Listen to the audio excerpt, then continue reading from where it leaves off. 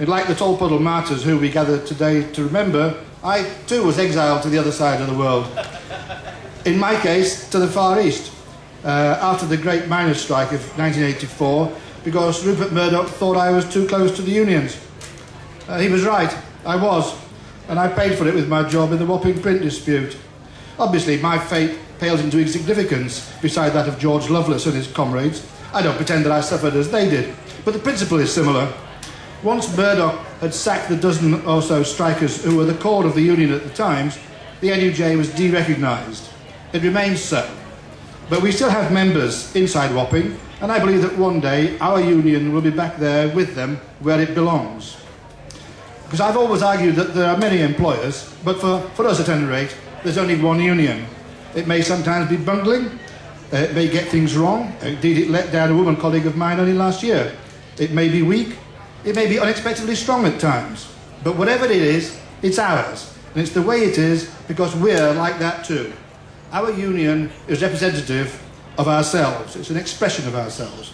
And that's the way most unions are, in my experience. The National Union of Mine Workers was, and what's left of it still is, uniquely comradely because of the nature of the work and the men who did it. You couldn't go down those black holes together without being able to rely on each other. And that's the bedrock of trade unionism. After 12 years of a Labour government, I had hoped to be able to say that the trade unions had entered a new golden era. That trade unions would once again be free to take sympathetic action in support of each other. That work people would be able to withdraw their labour without fear of automatic dismissal. That employers would be obliged to recognise the union where a clear wish to be represented had been demonstrated, without companies splitting up their workforce into smaller and smaller units to avoid the law, and so on and so on. But these hopes proved largely unfounded, as most of the Thatcher laws remained in place. And why, one asks oneself? And I think it's because Tony Blair feared the voting power of Middle England more than he feared the industrial strength of trade unions. He would have been as appalled as I am pleased at the unofficial strikes by construction workers at the Lindsey oil refinery of the French firm Total. They were technically unlawful because there had been no ballot, but they were successful. Workers' solidarity, backed by an astute performance from the unions GMB and Unite, showed that you cannot force British workers to eat dirt and kiss the employer's boots. George Lovelace and his fellow martyrs would have been proud of those men. We all should be. And imagine my surprise when the Yorkshire Post, which I read living in Yorkshire, not the most radical newspaper, asked its readers, can wildcat strikes ever be justified? 75% said yes, 25% said no. So sometimes I think we underestimate public opinion. It's not always on the side of the bosses.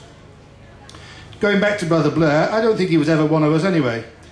His membership of the T&G, whose tie I'm proudly wearing, was a passport to number 10, not a genuine commitment to the Labour movement. He was never comfortable in the company of union men and women. But his was the only Labour government on offer.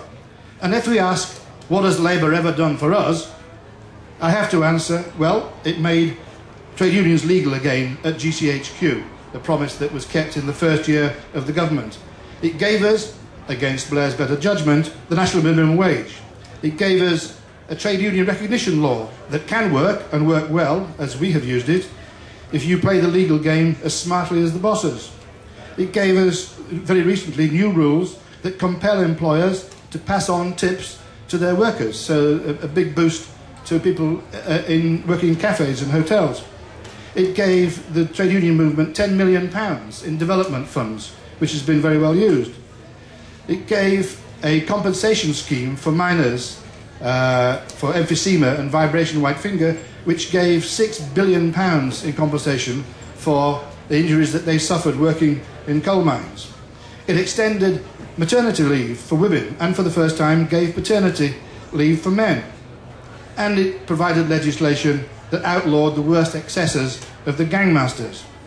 George Lovelace and his comrades would have been proud of that too, and prouder still that the legislation was pioneered by a trade union MP, Jim Sheridan, a man modest enough to describe himself as a manual worker before he entered Parliament. Equally, I suspect that George Lovelace would have been shocked that 22 Chinese cockle pickers had to die on the bleak sands of Morecambe Bay before Parliament acted.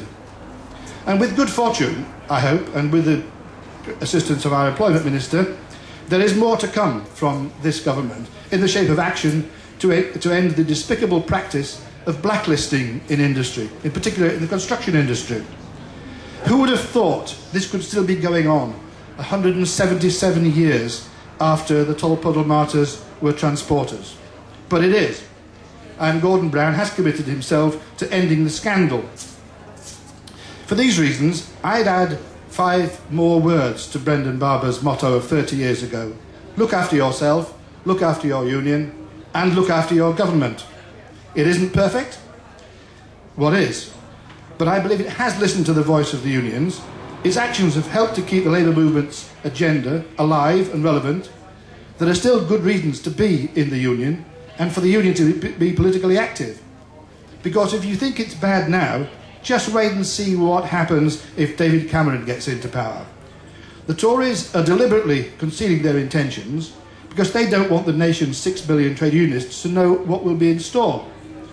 They've made threatening noises about public sector pensions without being specific, but they will end them just as the private sector has done.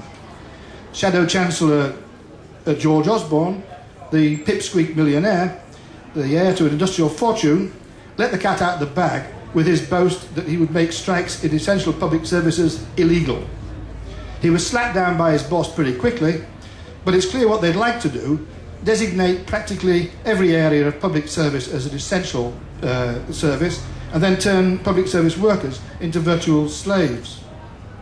Even more sinister, the Baldilocks of the North, as I call him, William Hague, says he wants to repatriate all social and employment law from Europe back to the UK. This harmless-sounding idea is a fig leaf to cover a total opt-out from the rights and benefits enjoyed by millions of workers throughout the European Union. It would reduce British workers to a universal casualisation. We'll give you work when we want to, at wages we determine, and if you don't like it, shove off because somebody else will take it. The Tories have already tried to abolish the national minimum wage through a private member's bill, even before double-dealing Dave Cameron could sniff the barmaid's apron in Downing Street. Brothers and sisters, we've reaped the whirlwind of the rampant individualism unleashed in the Thatcher years. We've seen where it's got us. Hundreds of people chasing every job vacancy, 2.38 million unemployed, and the devil take the hindmost. If there ever was a time to appreciate the relevance of trade unions and to grasp the importance of young Brendan's slogan, it is now. Look after yourself, look after your union. Thank you for coming.